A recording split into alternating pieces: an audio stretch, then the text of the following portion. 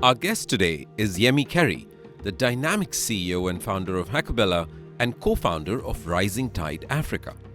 Yemi is a powerhouse in digital transformation, tackling business and social challenges through cutting-edge technology. Recognized as one of Nigeria's top women in fintech, she's also a mentor to numerous digital startups and was honored as Nigeria's most outstanding public sector CIO at the ICT Centenary Awards in 2014. In her talk, From Values to Vision, the journey of an African female entrepreneur, Yemi shared her incredible journey and the core values that have shaped her vision as an entrepreneur. From her pioneering work at Heckerbella to empowering women through Rising Tide Africa, Yemi's story is one of resilience, innovation, and commitment to making a difference. Here's Yemi.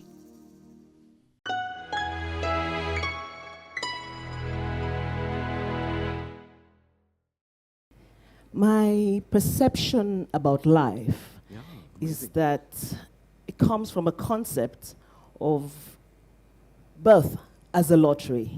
That is the understanding that the circumstances of your birth is very significant to your life's chance. And your beliefs and your values define you. But not only that, your experiences make you who you are.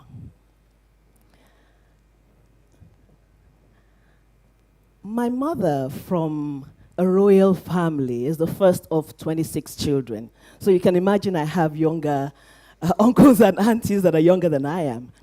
But my father is the only son of a gatesman.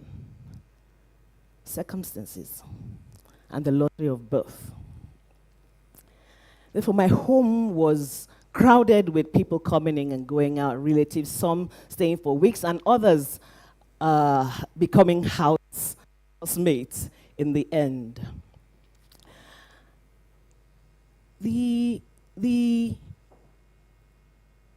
My father strived and rose from a petty officer to a rear admiral in the Nigerian Navy. And he instilled in us discipline, integrity, and as we grew up, hard work. He would often tell us, the legacy I would leave you is my name. You have to cherish it and build on it for the next generation.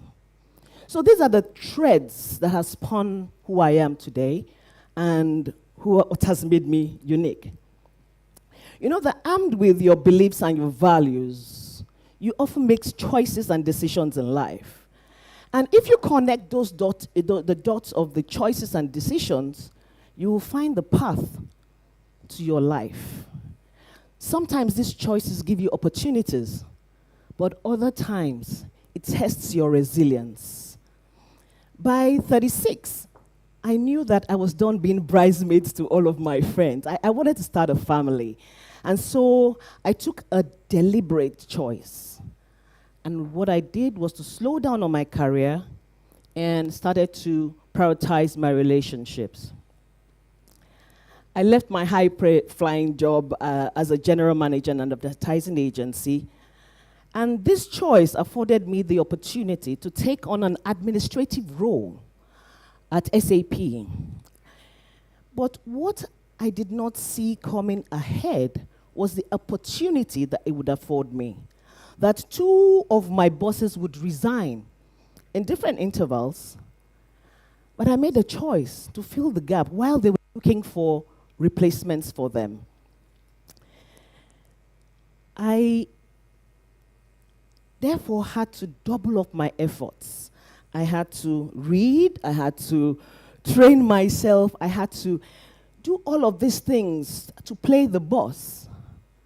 With no additional raise in salaries, but I wasn't deterred about that.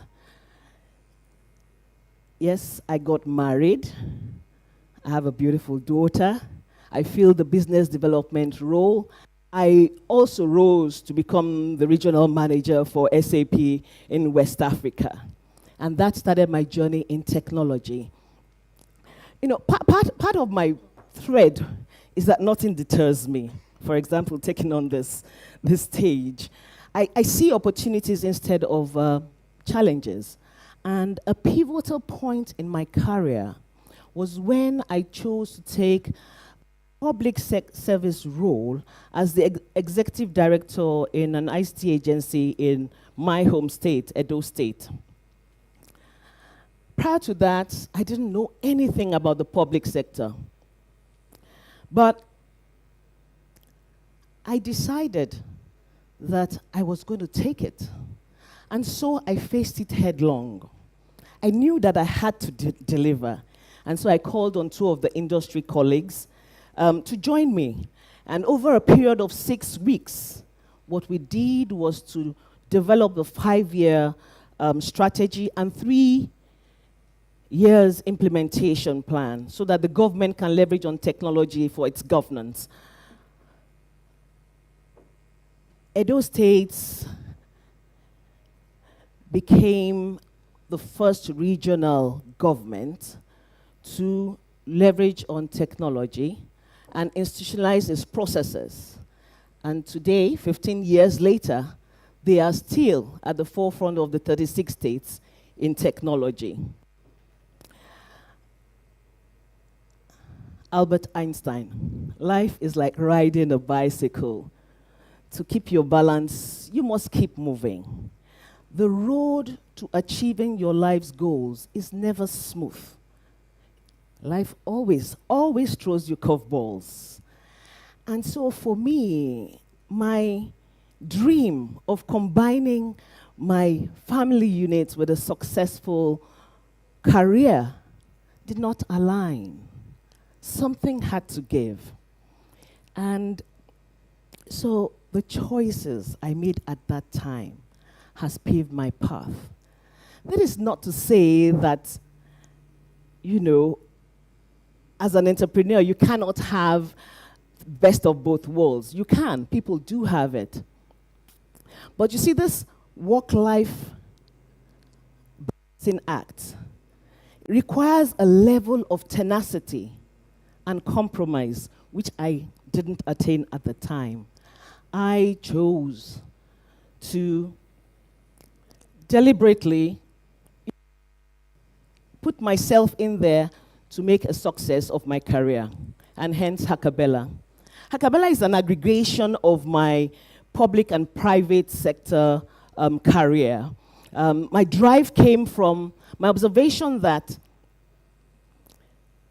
there was an over-reliance on foreign technologies. And I started to think, what would it take to develop and build a sustainable indigenous business like SAP that would be for the African market and that would have global standards? I had no clue. I didn't know, but I wanted to find out. And so I incorporated Heckerbella. And I then started looking for opportunities of where I could replicate in other state governments what I had done in my home state government, Edo State.